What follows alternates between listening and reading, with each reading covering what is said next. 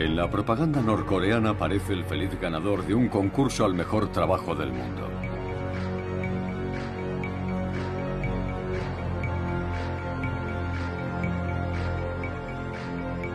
Siempre parece maravillarse de estar en el fabuloso país que sus antepasados construyeron para él, en el que debe ocuparse de todo. Proyectar los nuevos barrios de Pyongyang, enseñar natación a la juventud norcoreana, probar las galletas que inundarán las tiendas del régimen,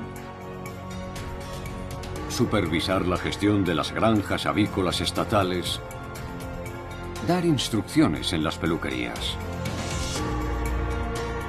Incluso encuentra tiempo para probar las últimas novedades del parque de atracciones de la capital. Esas imágenes absurdas, divertidas y a veces terroríficas ocultan la personalidad de un enigmático joven que dirige una potencia nuclear.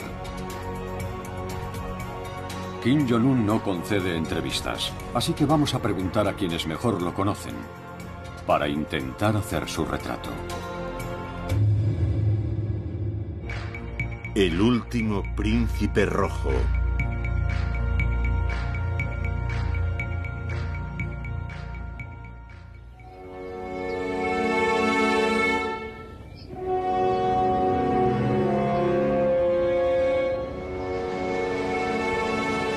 Nuestro viaje comienza en los Alpes, en Berna, la capital de la Confederación Suiza, donde vive una de las comunidades norcoreanas más importantes del mundo. La discreción es una norma entre sus miembros, pero sus actividades han llamado la atención de un sagaz periodista de investigación.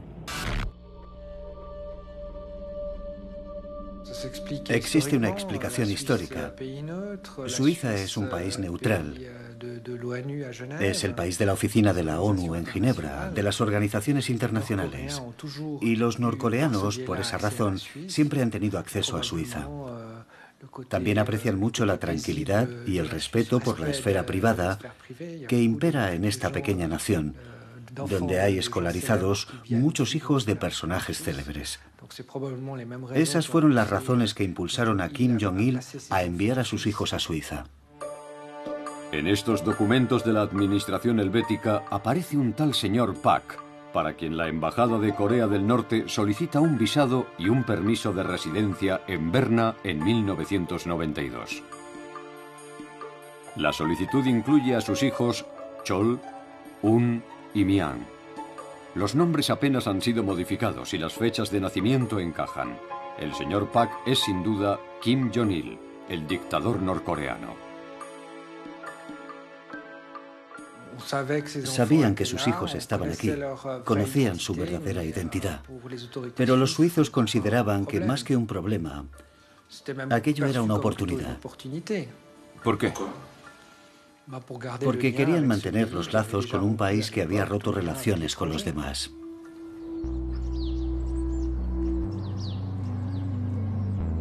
Durante un año la familia vive en la embajada, en un barrio residencial de Berna. Chol, el mayor, es matriculado en una escuela internacional, una institución para hijos de diplomáticos y hombres de negocios. Su hermano Un es matriculado en una escuela pública donde conversa en alemán con sus compañeros de clase. Es introvertido y solitario, pero tras algunos meses de dificultades, entabla amistad con otros niños suizos y se integra en la vida escolar.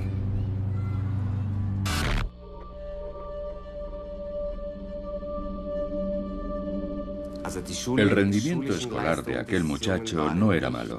No solía superar el nivel medio de la clase, aunque en algunas ocasiones sí que lo hacía. Le gustaban mucho los deportes, en especial el baloncesto. Era una actividad que le apasionaba, y es obligado reconocer que tenía talento.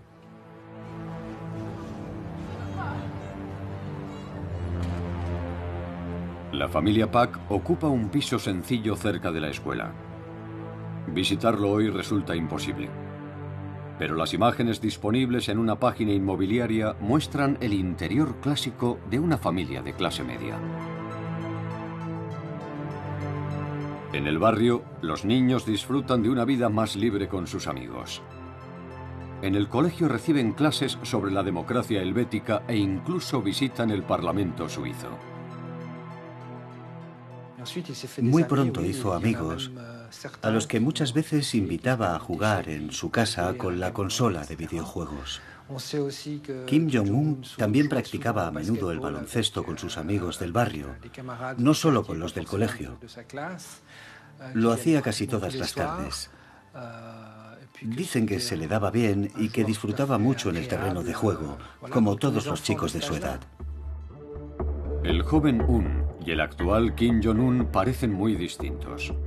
¿Cómo podemos estar seguros de que el mandatario norcoreano es aquel muchacho que estudió en Suiza? Expertos forenses han comparado ambas imágenes. Y las proporciones del rostro, las orejas y la boca no dejan lugar a dudas. Los servicios secretos suizos pronto descubren otro significativo indicio. Con regularidad, una norcoreana llamada Ko Yeon-hee aterriza en Suiza en su avión privado. La policía teme que se dedique al tráfico de metales preciosos, pero la verdad es muy diferente. Cuando venía de visita se quedaba por lo general entre 2 y 4 meses y, por supuesto, dormía en la casa. Aunque también es cierto que con bastante frecuencia hacía un recorrido por las grandes capitales europeas para hacer compras y organizar reuniones familiares.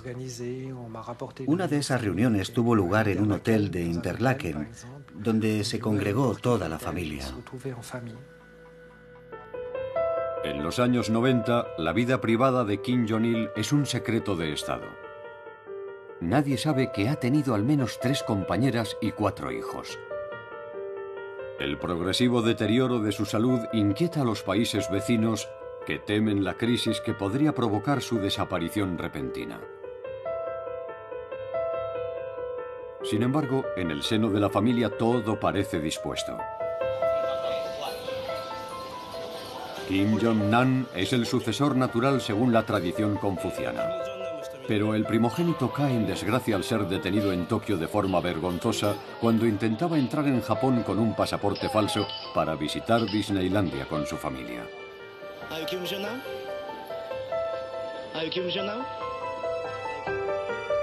Su hermano Kim Jong-chul, educado en Suiza, es considerado por su padre demasiado blando e incluso femenino.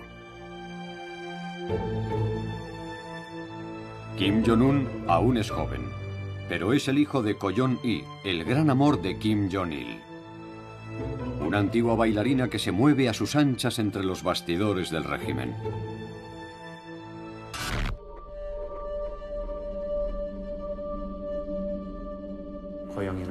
Ko Yeon-hee se esforzó en conseguir que su hijo fuera el sucesor. Kim Jong-nam, el primogénito, ostentaba ya una posición importante. Era un experto en redes de comunicación y ocupaba un alto cargo en el Departamento Nacional de Informática. Pero cuando su hermano subió al poder, cayó en desgracia y terminó abandonando el país camino del exilio.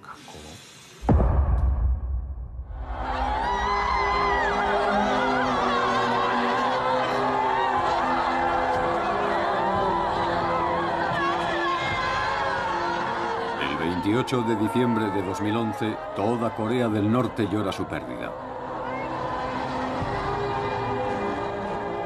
Kim Jong-il, el sol del siglo XXI, ha muerto hace tan solo 11 días.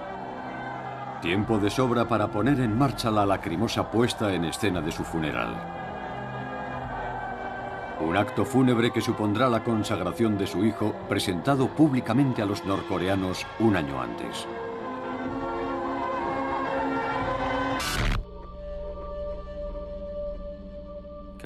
Kim Jong-il es el dirigente de Corea del Norte. Desde que se convirtiera en el líder máximo, hace más de una década, ha mantenido una posición firme y dominante. Pero su repentina muerte Obliga a los servicios de propaganda a crear un mito, a reescribir la historia y a proclamar que Kim Jong-un lleva preparándose muchos años, algo que por supuesto no es cierto. Nadie se ha preocupado por la sucesión hasta el preciso momento en que Kim Jong-il sufre el primer ataque. Y es su muerte lo que precipita las cosas. Su hijo no está preparado. Es cierto que existe un plan para convertirlo en el futuro líder, pero no antes de 5 o 10 años. La expresión de su cara y su manera de comportarse en el funeral delatan a un muchacho con un profundo shock emocional que aún no está listo para tomar el relevo. Los problemas acaban de empezar para Kim Jong-un, que es muy consciente de que los viejos generales que formaban el círculo más cercano a su padre no verán con buenos ojos la llegada de un dirigente tan joven.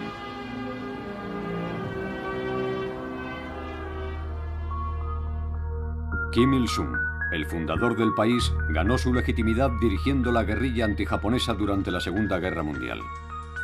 Y Kim Jong-il fue el número 2 del régimen durante una quincena de años y alcanzó el poder después de los 50. Kim Jong-un, muy lejos aún de los 30, no tiene experiencia ni notoriedad. Así que para afianzarse en el poder lanza una purga gigantesca y coloca una nueva generación a la cabeza del régimen. Kim Jong-un se ve obligado a crear su propia red, con personas que durante su infancia conocieron la gran hambruna. Sabe que para el nuevo gobierno será mucho más difícil conseguir la solidaridad y la veneración de la élite hacia el líder, jamás discutidas durante los dos regímenes anteriores. Y es consciente del peligro de que no sea un proceso pacífico. Pero finalmente, el poder se estructurará a través de los intereses personales de unos y otros y de la implantación del terror. Existe un problema de tensión interna. Así que, después de hacerse con el poder, Kim Jong-un intenta redistribuir los negocios y el poder político que su padre dejó en manos de los militares, a los que situó en primera fila durante su mandato. Kim Jong-un desplaza el poder hacia el partido, buscando un equilibrio entre este y el ejército. Todos los generales que le acompañaron en el cortejo fúnebre de su padre desaparecerán de la escena. No quedará ni uno solo. Kim Jong-un purga a todo el grupo e intenta traspasar el poder a sus acólitos. La víctima más sonada de esa purga desfiló justo detrás de él durante el funeral. Jang Sang-taek, su tío político, el marido de la hermana de Kim Jong-il, y un rostro habitual del poder desde los años 70. Hermano de influyentes generales, fue una figura clave del organigrama militar y económico. E incluso se barajó su nombre como posible sucesor cuando la salud de Kim Jong-il comenzó a decaer, o al menos como regente provisional junto a su joven hijo. Pero 2 años después de llegar al poder, este decide que su tutela ya ha durado lo suficiente y ordena ejecutar a su tío y a gran parte de sus colaboradores. Yo trabajé con Jang Sang-taek y debo decir que era un hombre muy competente. Tenía mucho sentido del humor y era amable con sus subordinados. Cuidaba de nosotros. El anuncio de su arresto y su ejecución fueron 2 hechos sorprendentes para los que seguíamos la evolución de Corea del Norte. Pero lo más chocante fue el documento oficial, que explicaba las razones por las que había sido ejecutado. En la antigua Corea del Norte, las desapariciones ocurrían en silencio. Se achacaban a un accidente de coche o una enfermedad y no se daban explicaciones. Pero en este caso hay una explicación muy completa que deja al descubierto las debilidades de Corea del Norte. La acusación expresa de que ha intentado derrocar al régimen es un reconocimiento tácito de las diferencias existentes entre las esferas del poder. También se dice que era un marido promiscuo y un corrupto.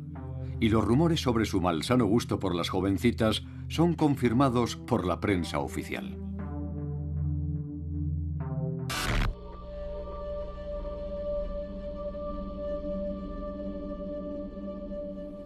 La ejecución de Yang Sang-tek hace mucho daño al régimen. Corea del Norte es un país que respeta mucho a los ancianos, sobre todo a los de la familia. Y al ejecutar a su propio tío para consolidar el poder, Kim Jong-un pone en peligro la lealtad que le profesa su pueblo, que si pierde el respeto a su líder podría volverse en su contra.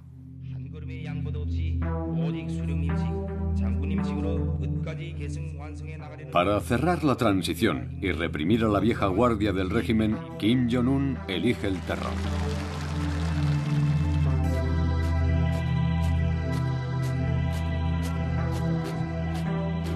Y coloca a sus hombres de confianza en los puestos de máxima responsabilidad.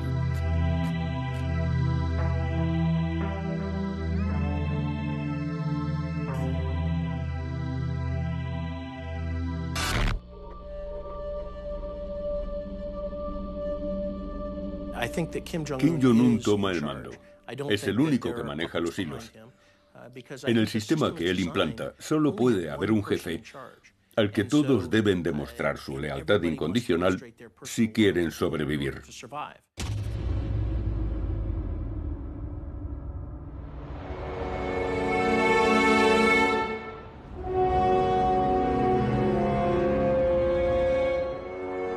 En la metrópolis de Seúl, la capital de Corea del Sur, viven más de 20 millones de surcoreanos. Su obsesión por el éxito es muy superior al temor que sienten hacia Kim Jong-un. Su planificación urbanística, influida por los militares, diseñó una ciudad inexpugnable con una inmensa red subterránea, concebida como un refugio contra los ataques del norte. Pero ya nadie presta atención a las máscaras de gas o a las escasas raciones de supervivencia presentes en cada estación de metro. No tengo miedo a una guerra convencional. Yo estaría preparado, hice el servicio militar. Pero sus armas nucleares, eso sí que me preocupa. No entiendo por qué se ha empeñado en desarrollar bombas nucleares. ¿Lo ha hecho para hacernos chantaje? ¿Tal vez para amenazarnos? ¿Para exigirnos algo? ¿O solo para incrementar su prestigio internacional? Si he de ser sincero, debo reconocer que no tengo miedo a que Kim Jong-un desencadene una guerra. En mi opinión, la amenaza nuclear es su única forma de sobrevivir. A 55 kilómetros de Seúl se encuentra la frontera con Corea del Norte. Una zona desmilitarizada de 4 kilómetros de anchura con centenares de miles de soldados a ambos lados. Los soldados del sur pueden ver en la distancia a los aldeanos del norte. Al contrario que su padre, Kim Jong-un inspecciona con regularidad los puestos avanzados que apuntan sus armas hacia Seúl.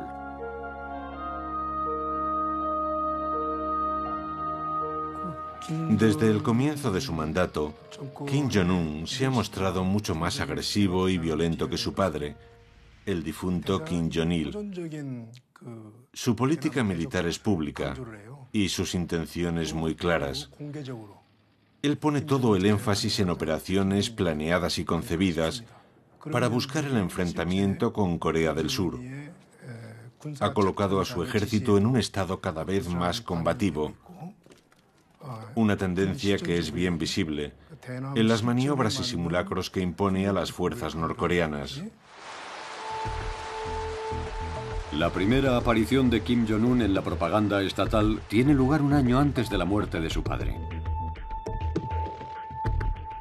Su ascenso a general de 4 estrellas marca su aparición en el corazón del poder. Porque en Corea del Norte, por encima de todo, el poder está en el ejército.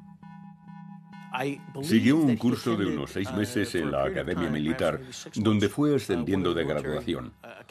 Y allí intentaron construir el mito, proclamando que fue él quien había planeado el ataque a una determinada isla o a una corbeta surcoreana. Pero no tenía la más mínima experiencia militar creíble. Ellos solo intentaban crear una leyenda.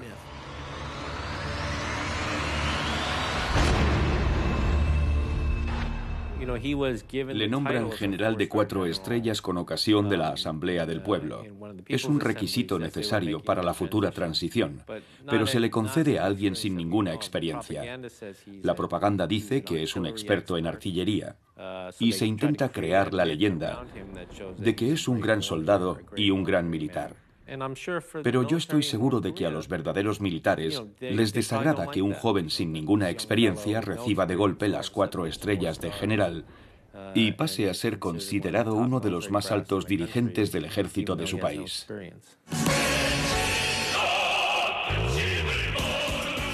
Su ejército tiene 1 millón de soldados y 6 millones de reservistas.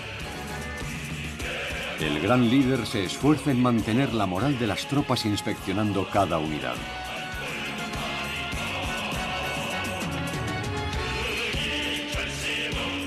Pero los millares de tanques y centenares de aviones suministrados por la antigua Unión Soviética se han quedado obsoletos.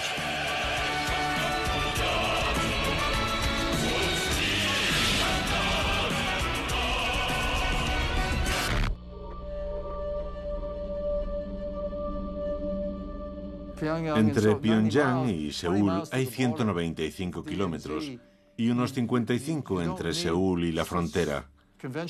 Para franquear la zona desmilitarizada, a Corea del Norte le bastaría con utilizar soldados de tierra, lanzacohetes, y en 90 minutos podría desencadenar un desastre. Pero no podemos limitarnos a prevenir un enfrentamiento militar convencional. Hay que tener en cuenta la siguiente dimensión. Existen otros elementos decisivos en un planteamiento militar, además de las fuerzas tradicionales, y me estoy refiriendo al armamento de destrucción masiva. No solo la bomba nuclear, también las armas biológicas y las armas químicas. Es un gobierno que ha invertido mucho en su ejército, pero si lo comparamos con el que podrían desplegar otras potencias, presenta algunas carencias. Tiene muchos aspectos que mejorar, y algunos son muy importantes.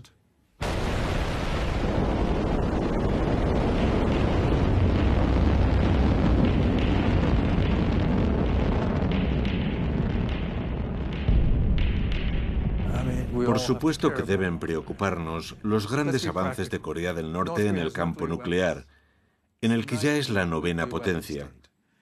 Posee entre 6 y 12 bombas nucleares y su programa de desarrollo sigue activo.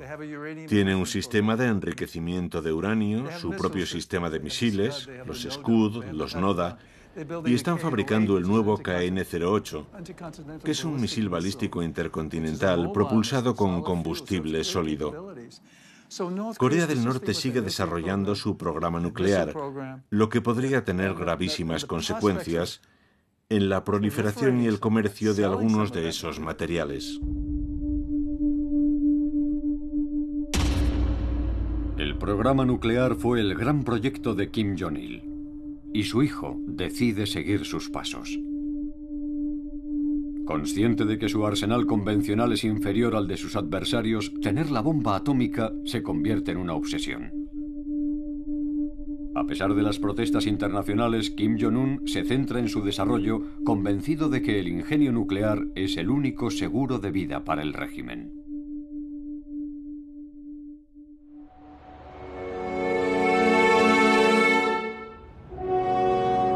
Solo la amenaza atómica podrá mantener a raya a la odiada América imperialista, su feroz enemigo desde los años 50. En Washington tienen muy presente a este pequeño país asiático. El monumento conmemorativo a los veteranos de la Guerra de Corea está apenas a 200 metros de la Casa Blanca. Desde el armisticio de 1953, Estados Unidos gestiona entre bastidores la crisis coreana. Miles de soldados ocupan el sur de la zona desmilitarizada y los distintos escenarios de un posible conflicto son estudiados al detalle. En Pyongyang, esa demostración de fuerza es interpretada como una amenaza a su supervivencia.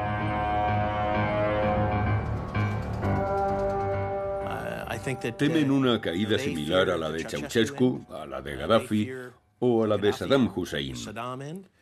Líderes que cayeron porque tuvieron que llegar a acuerdos con Estados Unidos al no poseer el arma nuclear o porque sus pueblos se rebelaron, como en el caso de Ceausescu. Ellos no quieren terminar así. Y cuando miran a Corea del Sur, no abrigan ninguna esperanza.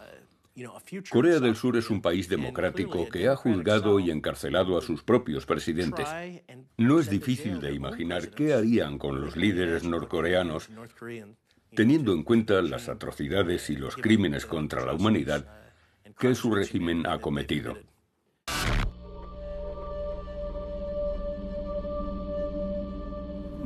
Podríamos decir que el objetivo primordial de la República Popular Democrática de Corea es colocarse en una posición de fortaleza para que nadie en el mundo se atreva a atacarles. Muchos medios de comunicación se plantean una pregunta. ¿Podrían los misiles intercontinentales norcoreanos alcanzar Alaska, California u otros estados? La verdad es que Corea del Norte podría enviar un arma química o nuclear a cualquier lugar del mundo a través de sus empresas comerciales, de sus filiales y de su sofisticada red de transporte. Así que ya tiene la posibilidad de poner un arma de destrucción masiva en cualquier lugar. Corea del Norte es una amenaza nuclear. Y también una poderosa potencia en el campo de la guerra electrónica. Desde aquí partieron los ataques al sistema financiero surcoreano en 2013 y a los estudios de cine Sony para evitar el estreno de una película humorística que parodiaba abiertamente a Kim Jong-un.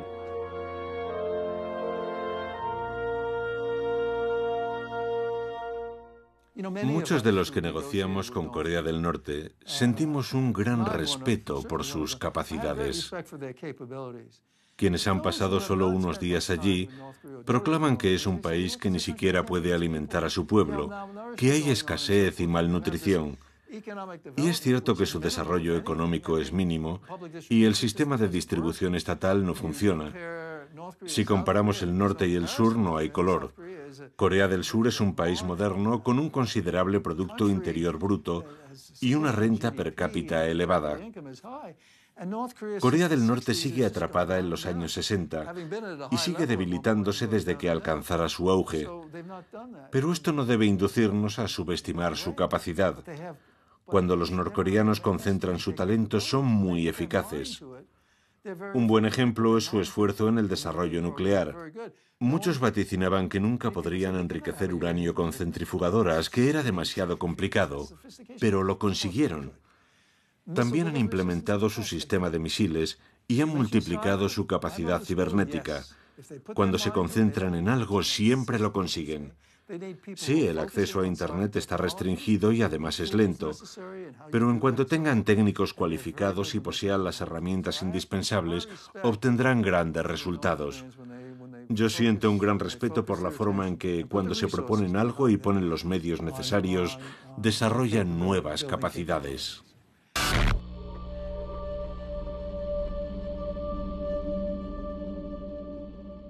Un dogma que han asumido todos los líderes norcoreanos, con mucho acierto en mi opinión, es que si bajan la guardia, serán tratados por las grandes potencias como un mueble viejo de la historia. Serán desechados e ignorados. No se les prestará la más mínima atención. Su única opción es intentar por todos los medios que el mundo se interese por ellos, que no los veamos como una simple mancha negra en los mapas, que es lo más habitual. Desean que comprendamos que forman parte de un verdadero país en desarrollo, no de un desastre de 24 millones de habitantes. Quieren seguir existiendo y convertirse en una nación influyente en el nordeste asiático. Esa es su gran ambición. Y quién sabe de lo que son capaces. Para afianzarse en el poder, Kim Jong-un potencia la hegemonía del ejército y su aparato represivo, pero también mueve sus piezas en otro tablero. El joven líder habla abiertamente de la pobreza de Corea del Norte. y afirma que no podrá dormir tranquilo hasta que sus habitantes alcancen un nivel de vida satisfactorio. Durante su juventud, Kim Jong-un trabó amistad con un cocinero japonés que trabajaba al servicio de su padre.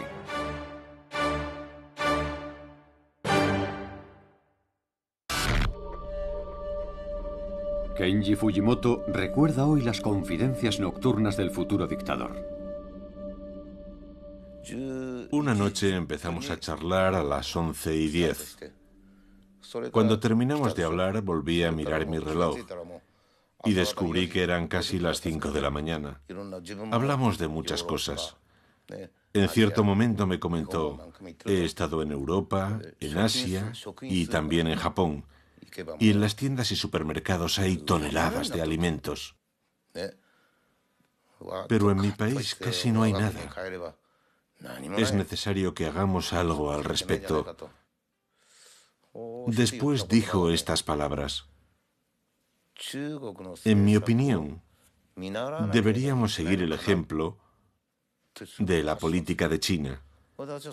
Cuando oí aquello, entendí que si él alcanzaba el poder, elegiría esa línea de reformas que pondría en marcha un plan para liberalizar la economía.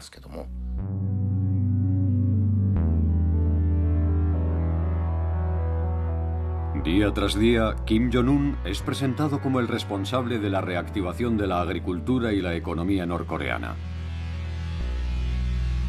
Y aunque los primeros resultados son modestos, el país parece haber superado las dos grandes hambrunas que diezmaron a la población durante los años 90. En su primer discurso televisado, en abril de 2012,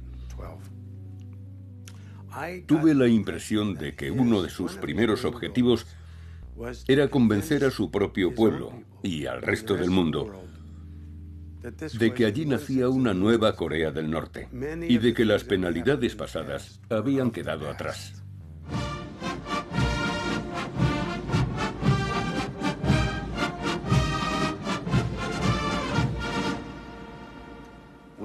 Es necesario que nuestro ejército popular siga apoyando el lema «Ayudar al pueblo», propuesto por nuestro gran general. Los oficiales y los soldados del ejército popular han hecho más por el pueblo de lo que harían por sus propias familias. Nuestro pueblo es el mejor del mundo. Ha apoyado fielmente al partido y superado las pruebas más duras. Y a partir de ahora, deberá disfrutar plenamente de la riqueza del socialismo. Esa es nuestra firme resolución.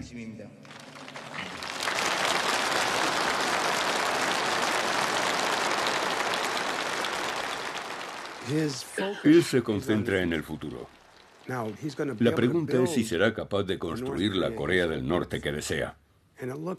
Un país con una mayor prosperidad. Capaz de mirar a la cara a Corea del Sur y seguir sus pasos, aunque nunca la alcance, y con un ejército fuerte que obligue a los demás a tomarlos en serio.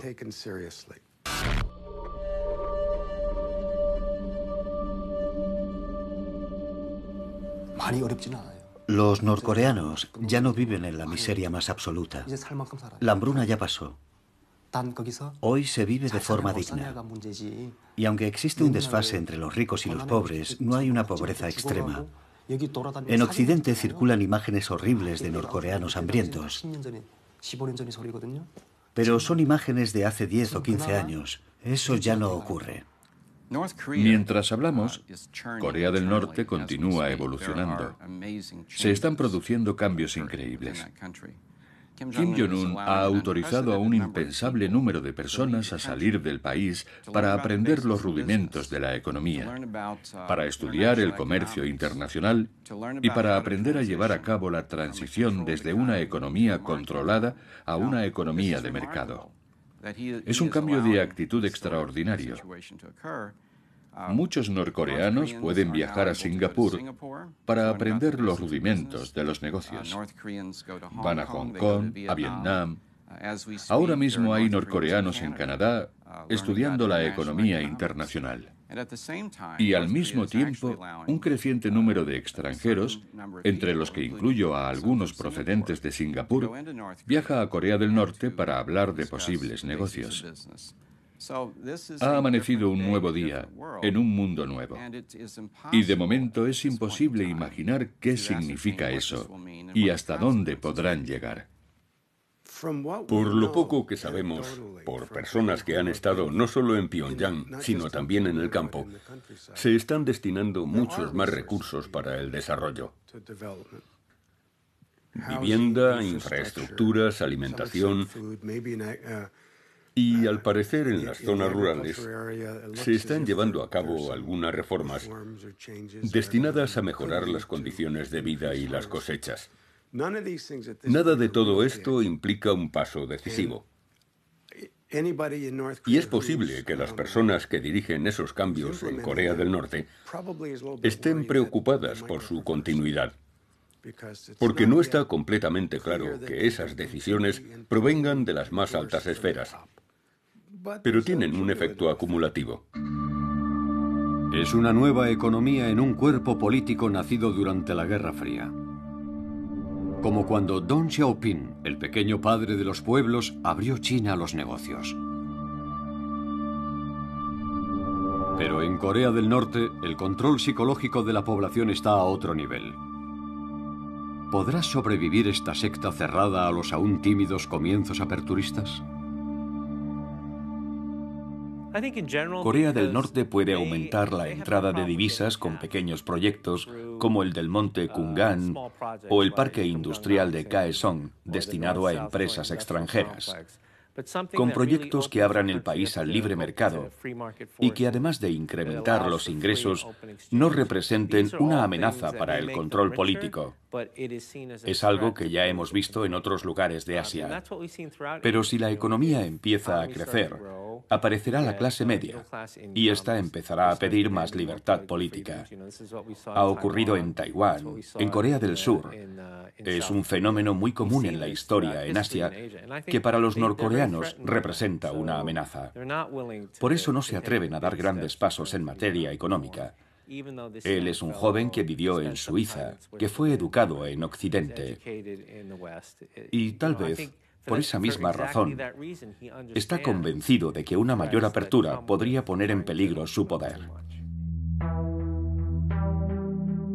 Para Kim Jong-un es una cuestión de supervivencia.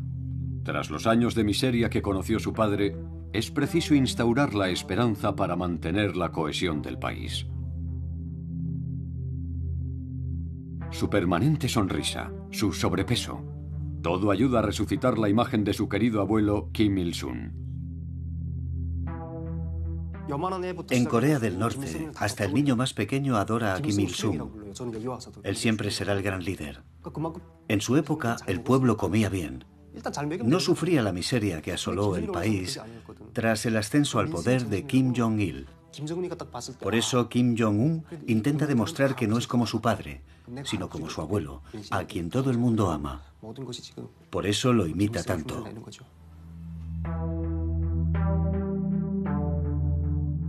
Kim Il-sung, el fundador venerado de Corea del Norte, ostenta el cargo de presidente eterno de la República.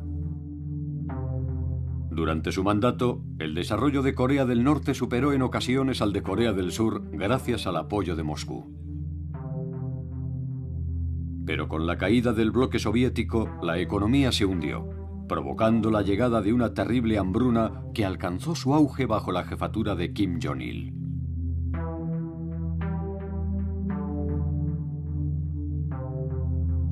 Imitando a su abuelo, Kim Jong-un intenta recrear el mito de los años felices y convertirse en el vínculo entre el pasado glorioso y la nueva generación, educada durante los años oscuros, a la que envía al exterior para que estudie economía. Los jóvenes se identifican con la imagen de un dirigente que disfruta del baloncesto y los parques de atracciones y que se mezcla con el pueblo ante los objetivos de la propaganda. Una actitud opuesta a la de Kim Jong-il, a quien le disgustaba estrechar la mano de sus súbditos. Es evidente que Kim Jong-un muestra un empeño deliberado en marcar diferencias con su padre. Es mucho más abierto, al menos en apariencia. Busca el contacto directo con la población y se siente cómodo entre la gente. Me gustaría contar una anécdota maravillosa que se ha repetido en circunstancias parecidas. En cierta ocasión fue a visitar un nuevo complejo de apartamentos. Allí conoció a los primeros inquilinos y se sentó con ellos con su esposa al lado. Y ésta le sirvió el té como haría cualquier madre coreana. Yo no puedo imaginarme a Kim Jong-il haciendo eso, aunque tal vez sí a su padre, Kim Il-sung. Otro episodio muy significativo tuvo lugar durante una visita a una unidad militar femenina. Kim Jong-un charló con las jóvenes. Y cuando llegó el momento de marcharse, no se limitó a posar con toda la unidad. Permitió que todas aquellas mujeres, una tras otra, fueran fotografiadas junto a él, como si fuera una estrella del rock. Ellas lo cogían del brazo entusiasmadas. Yo estaba atónito. Era algo que jamás podría haber ocurrido antes.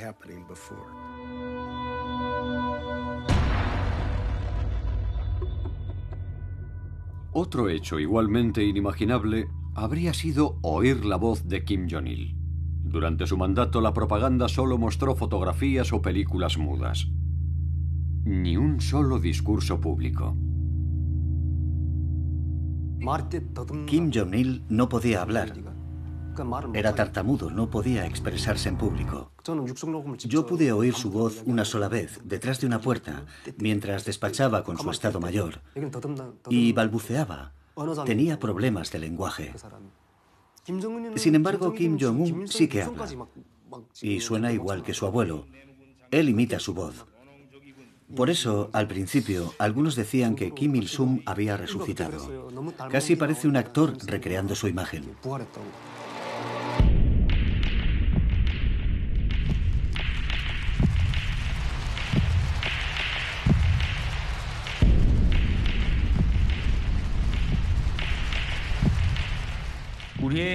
Nuestra fuerza nuclear protege la soberanía nacional. Con ella construimos la paz, la fortaleza, la riqueza y la felicidad del pueblo.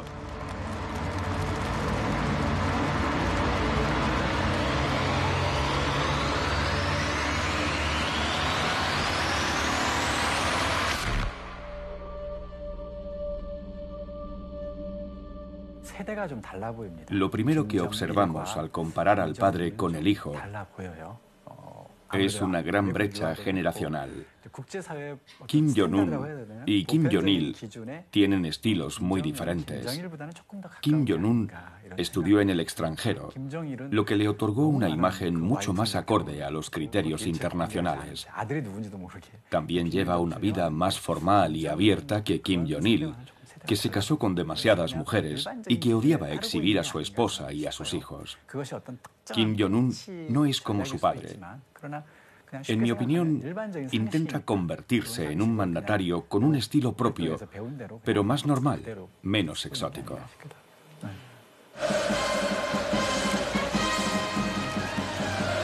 No es fácil seguir un camino normal con semejante historia familiar.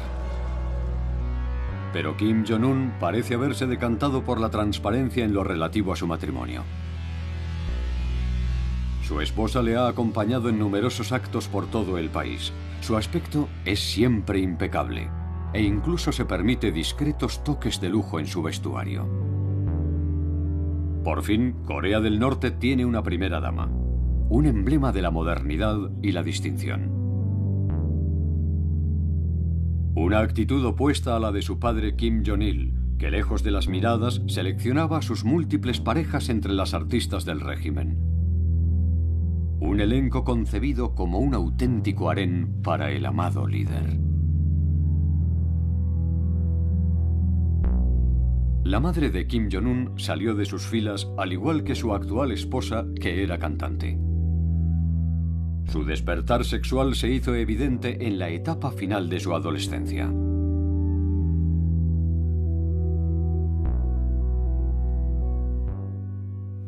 Nunca le prohibieron salir con chicas. Simplemente no le interesaban. A él solo le gustaba el deporte y estaba todo el tiempo jugando al baloncesto. Yo estaba intranquilo. Pero un día, en la llamada Brigada de los Placeres, vimos a una chica con una gran delantera. Kim Jong-un me dijo excitado en voz muy baja: «Fujimoto, ¿has visto qué pecho tiene?» Yo me sentí aliviado al oír aquello y pensé: es un chico, todo va bien. Otra mujer es exhibida por el régimen cada vez con mayor regularidad. Acompañaba a Kim Jong-un en el funeral de su padre. Pero la propaganda no desveló el nombre de aquella afligida joven. Es Kim Yo-jong, la hermana menor del dictador.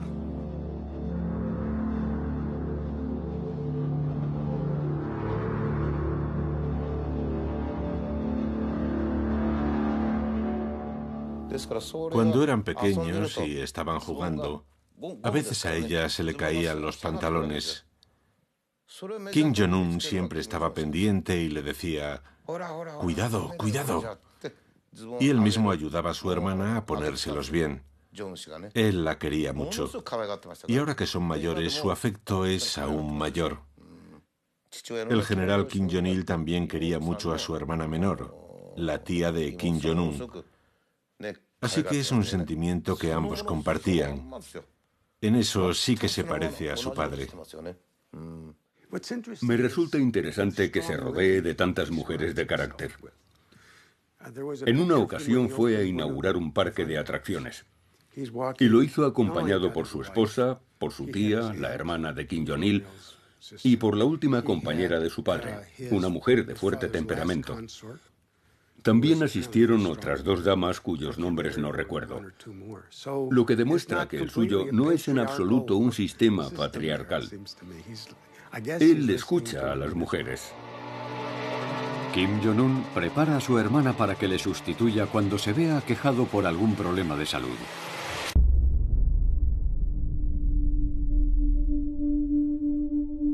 En 2014, una operación quirúrgica en el tobillo mantiene al dictador alejado de las cámaras. Pero en cuanto le es posible, vuelve a aparecer en los medios oficiales que lo muestran renqueante y convaleciente.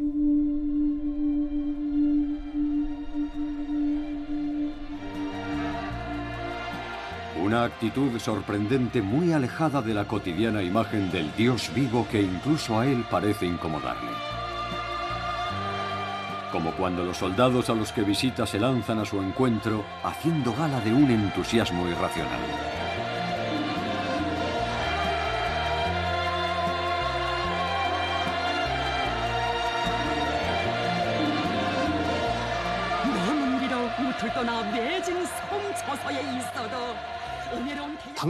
No hay nada inusual en esas imágenes. En Corea del Norte, Kim Jong-un es como un dios. Si un cristiano viera a Jesucristo en un barco en medio del río, ¿no intentaría llegar hasta él? Es lo mismo.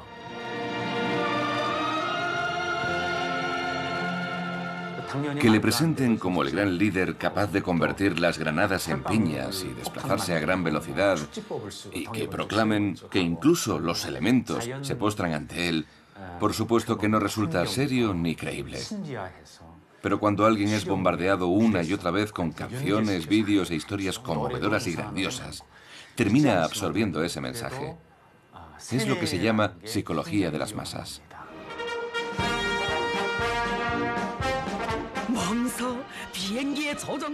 La televisión norcoreana también presenta al dictador como un experto instructor de pilotos de líneas aéreas. Este montaje ridículo que haría sonreír a cualquier especialista es un elemento habitual del lenguaje del régimen. Pero al ver estas imágenes, son muchos los que se preguntan por qué su protagonista se presta a este juego y hasta qué punto el discurso delirante de la propaganda ha moldeado su personalidad.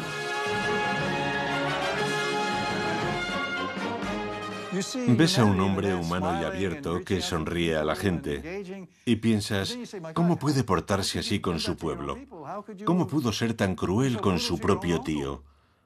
¿Cómo entender esa dualidad? Y eso es lo que más nos preocupa, que es un líder que no siempre sigue un criterio racional y coherente.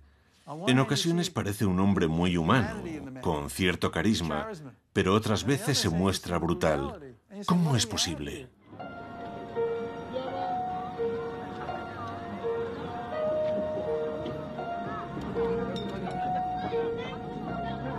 En la frontera que separa las dos Coreas, los puestos de vigilancia se han convertido en una atracción turística. Los domingos, los surcoreanos vienen en familia a observar la desolada franja divisoria.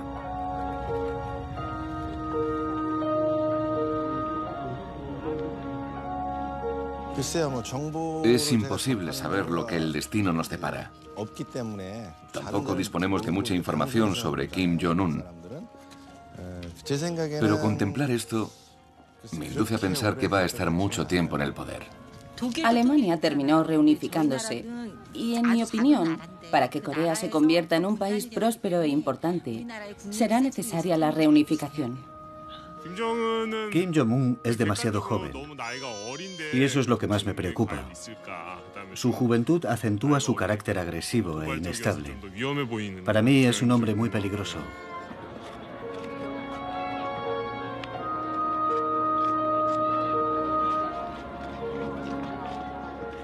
Mis 34 años en el ejército me permiten vaticinar que Corea del Sur derrotaría a Corea del Norte. Pero sería un conflicto sangrante y trágico. Corea del Sur sufriría una destrucción terrible y el mundo entero se vería sacudido, al menos económicamente, si esta guerra tuviera lugar.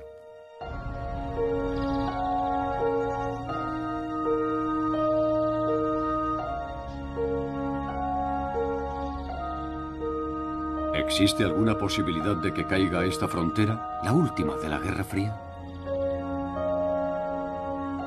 Muchos coreanos ni siquiera se plantean ya esta pregunta. Los vínculos familiares y personales casi han desaparecido, tras tantas décadas de separación, observando con recelo a la familia Kim en la cercana Pyongyang. Una tumultuosa historia que oculta las claves del futuro de la península coreana.